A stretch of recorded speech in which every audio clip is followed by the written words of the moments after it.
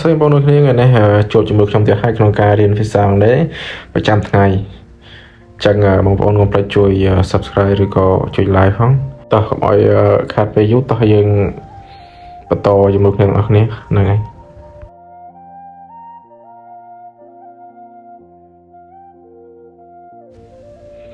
Same សុវត្ថិភាព Same សុវត្ថិភាព Swim ហែលទឹក Swim ហែលទឹក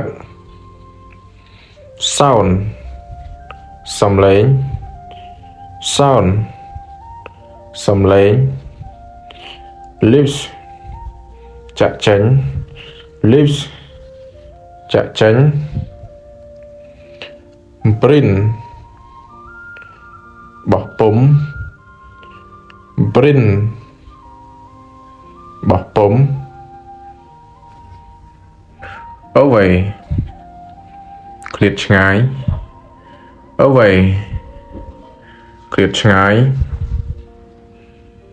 Travel ធ្វើដំណើរ Travel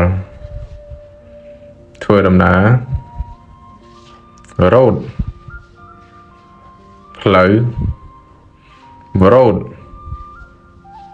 ផ្លូវ Village ភូមិ Village ភូមិ Ground ដី Ground ដី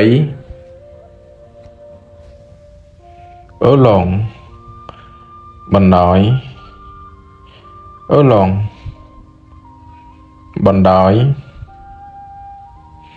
Building អគារ Building អគារ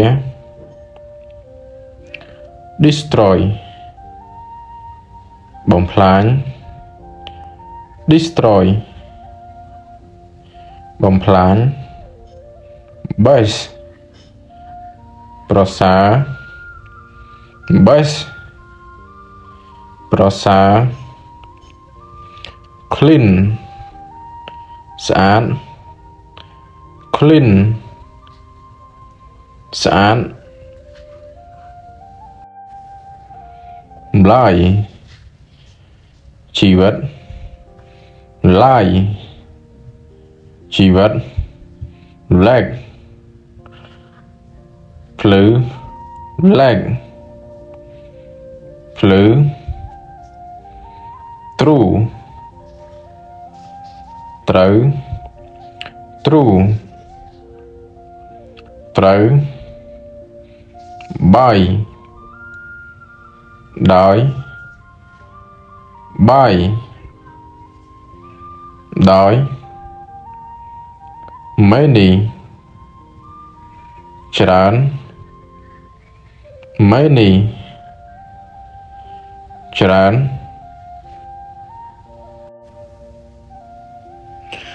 Side ជំហៀង Side ជំហៀង Melt រលាយ Melt រលាយ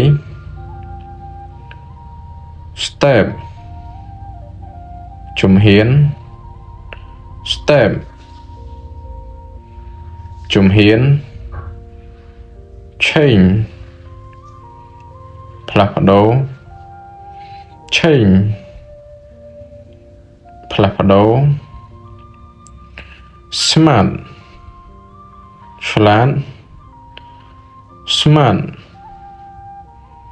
ឆ្លាត Trust ការពិត Trust ការពិត Faith វាសនា Faith វាសនា Sit សន្លឹក Sit សន្លឹក Peaceful Sim ngắn. Peaceful. Sim ngắn. Rig.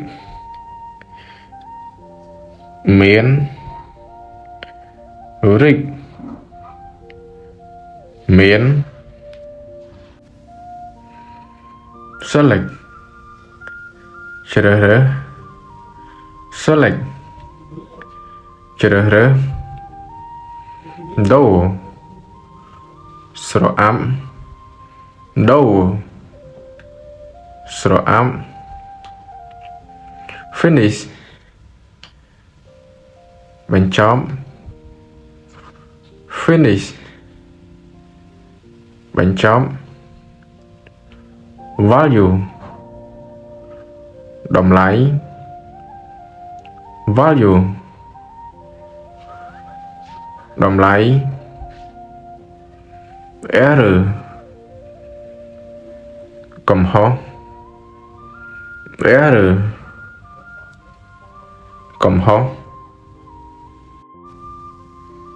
Tidy. Rịp rối. Tidy. Rịp rối. Jump. Load. Jump. Load. Fall. Thlet. Fall.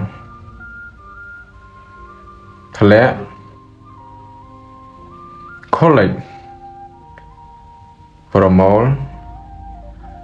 Collect. Promote. Dry.